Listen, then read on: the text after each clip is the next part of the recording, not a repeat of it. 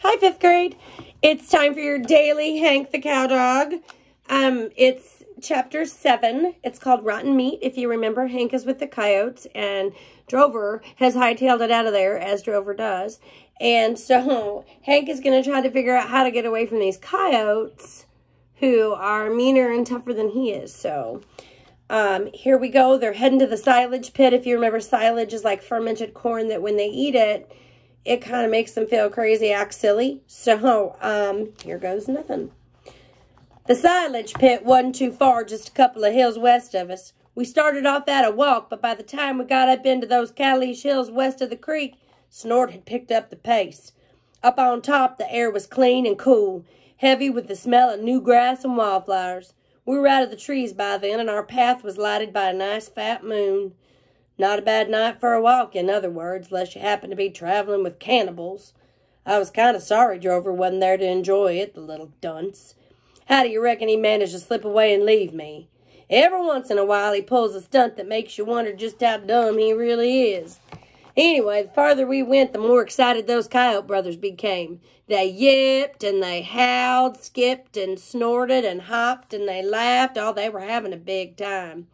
About halfway there, they couldn't hold back any longer and cranked up their national coyote anthem, the sacred hymn, "Me just a worthless coyote, me howling at the moon, me like to sing and holler, me crazy as a loon, me not want job or duties, no church or Sunday school, me just a worthless coyote, and me ain't nobody's fool." I joined in the singing, though I'd have to say that my heart wasn't in it. I was still studying on how to get out of this mess. It appeared to me that my only hope lay in getting Rip and Snort so drunk on silage that they couldn't walk. Silage, you might know, is fermented feed stalks. In the late summer, the cowboys run a chopper through a field of corn or cane and dump the chopped stuff into a big old pit. They leave it sitting there for 6 months or a year and then feed it to the cattle. If you're a cow, you like to eat it in the wintertime. If you're a lazy, shiftless coyote, you like to drink the squeezins just any time of the day or night, winter, spring, summer, or fall. It contains alcohol, don't you see? When we got within 100 yards of the pit, Snort couldn't stand the suspense any longer, and he broke into a dead gallop. I hoped his brother would do the same, but he didn't. He stayed behind me, nudging me along with his sharp nose, and I had no chance to escape. When me and Rip got inside the pit, we found old Snort right in the middle of it. His mouth was crammed with silage. He'd chew a while and spit a while and then gobble up some more. Rip piled in beside him and started eating his way into the silage. I stood back and watched. This was part of my strategy, see, let them boys make pigs of themselves and then I'd skip out. Worked fine for the first hour, just as they were starting to weave and get silly. Snort noticed me. Maybe he saw a sly glint in my eyes. He ordered me into the silage. I want to make it very clear. He forced it on me. Okay, I said to myself, I'll take a few bites just to keep up appearances. So I took a couple of bites and another couple of bites and, well, a few more just for show. And you know what? That silage is pretty good stuff once you get used to the bitter old taste. What I'm building up to is that one thing led to another. I sort of got involved in the festivities and forgot I was amongst savages. I forgot all about their plans for supper. But even better, they did too. I have hazy memories of much of the night, but I do recall that the sun came up in the east, which meant it was morning. By this time, Rip and Snort and I had become the very best of friends. Snort suggested we go back down to the creek and take a cold bath, so we staggered out of the pit and weaved our way in that direction. Good thing the creek was located at the bottom of a hill. I ain't sure we would have found it anywhere else. Well, we were making our way across a grassy flat, heading for the creek, when all of a sudden, Snort's nose flew up in the air and he came to a stop. Ha! Smells something good to eat. Rip's nose went up and so did mine. I gave the air a good sniffing. Well, that's funny, Snort. All I smell is a skunk. His yellow eyes sparkled. At the time, I didn't know what that meant. He took off in a kind of sideways lope, and me and Rip came along behind. Well, I wasn't sure what we was doing till I glanced up ahead and saw two big black birds standing in the middle of a feed trail. They appeared to be eating breakfast. I had a suspicion that they were a couple of buzzards named Wallace and Junior, and I had a pretty good idea what they was eating. Yuck. Snort took dead aim at the buzzards and picked up speed. He was on the collision course. Old man Wallace heard us coming. His ugly bald head shot up, and he glared at us. Hey-ya! Y'all get on out of here. Don't you dare touch our breakfast. We got here first. Junior, don't you let them. You fight them off, son, while I... Snort let right in the middle of them, and you talk about feathers flying. I don't think Junior ever knew what hit him, but the old man sure did, and he must have lost a bushel of feathers flapping his wings and trying to get airborne. He taxied into the wind and finally got himself off the ground just as Snort made a dive at him and bit off half his tail. Junior got knocked over backwards, did a couple of backflips, and came up sitting down. Oh, gosh, Paul, there's a wolf. Old man Wallace flew in a wide circle and landed in a cottonwood tree nearby. Snort came back to the skunk and showed Junior some fangs. That was enough for Junior. He scrambled to his feet and took cover behind the cottonwood. Wolf! Help! Murder! Well, by this time, the old man was safe on his perch. Junior, you get yourself out from behind this tree and go out there and fight for our rights. But Paul, it's a wolf and they bite. That's no excuse, son. We had that skunk first and he's our property. Now you get out there and quit acting like a dang kid. You hear me? No, I don't hear a thing. Junior wasn't kidding. He really couldn't hear because he'd covered both ears with his wings. Junior, you get yourself louder, Paul. I can't hear you. Junior, you uncover your ears this very minute or I'm going to come down. Dang, ungrateful, irresponsible little kid. What did you say, Paul? I said you hush up. And y'all, he turned to us and beamed us an evil glare. Y'all better just get on out here and leave our breakfast alone or I'm liable to lose my temper.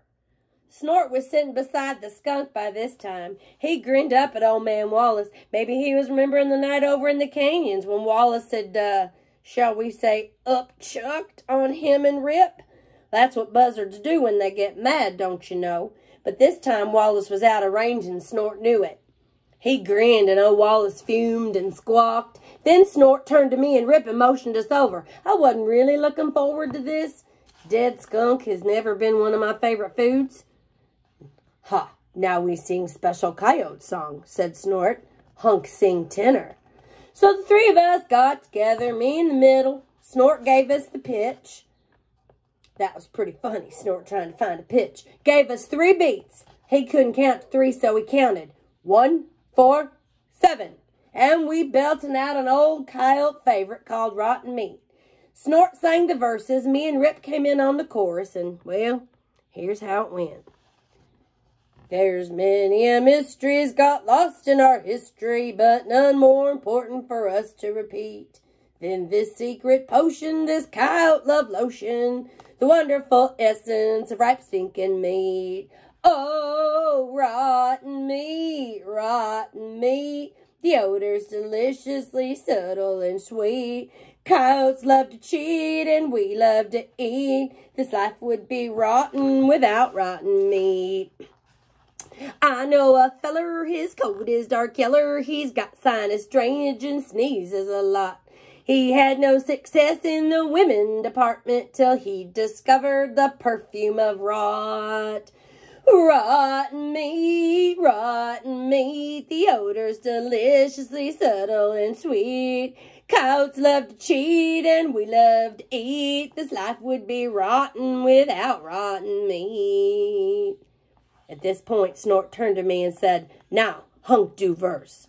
Well, I don't know. I guess I could try. Let's see here.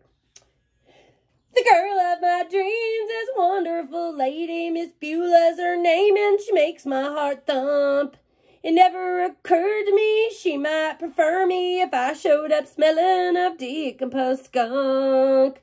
Rolling rotten meat, bathing and sweet. Coyotes love to cheat and we love to eat. This life would be rotten without rotten meat. Snort took the last verse. The secrets of courtship in coyote circles depends on the deep manly smell of the guy. A woman worth courting wants guys who are sporting, who stink to high heaven and smell to the sky. We wear rotten meat, we share rotten meat. The aftershave lotion, that's sure hard to beat. Coyotes always smell neat. We've accomplished the feat of charming our women with rotten meat. Well, we harmonized on that last chord, and it was by George Beautiful. But to no one's surprise, old man Wallace had something smart to say. Huh? That's the worst thing that I heard since the last time you hammerheads got together. Oh, yeah? I called back. When we need an authority on music and culture, we won't ask the opinion of a buzzard. You could do worse, son. In fact, you just did. Well, I ignored him. I mean, anytime you try to do something daring in the field of culture, you're going to have small minds finding fault. Greatness has always been a lonely profession. I turned to Snort. Guys, that was a wonderful job. Ha! Hunk do good too. Make pretty good coyote. Yeah, well, I got a few talents tucked away, but let me ask you something. You really believe that stuff about women flipping over the smell of rotten meat? He nodded. Very strong medicine. Work many times. Never fails. I knew they went wild over the smell of sewer water, but I've never tried rolling in rotten meat. You think it might work on this gal of mine? Rip moved over and whispered something in his brother's ear, then Snort said, Brothers say rotten smell work on dog woman for sure, but not if coyote brothers decide eat hunk for breakfast. Well, yes, I see what you mean, but I thought we sort of, that is, I thought our relationship had, well, become more meaningful than that. They stared at me with drunken yellow eyes and shook their heads. Maybe so, maybe not. First, we roll on skunk, have big coyote feast, then we talk. I was still in trouble, fellers, and my life was hanging by a thread. You can find a needle in a haystack, but thread comes on a spool. So that's the end of chapter 7. I hope you love my singing. It's not really my singing. That's what I would imagine they sound like. Chapter 8, the next one tomorrow, is not just one brilliant maneuver, but several. So you could probably come to the conclusion that Hank's going to get himself out of this. Stay tuned. The next chapter to be uploaded is The Lightning Thief. And next week, you get to actually have some video lessons from me instead of just read-alouds. But I do the read-alouds to keep something current, to keep something going. But me, Mr. Hernandez, and Miss Tate are going to record lessons as well as some of our friends in the district. We have some really amazing teachers in Grandview in 5th grade, and we're going to share with each other. So I wish you well. I plan to take a break this weekend from work because I've done a lot, but just know I hope this finds you well. Our video Zoom call was amazing, and we'll have more to come. I love you guys. I'll talk to you later.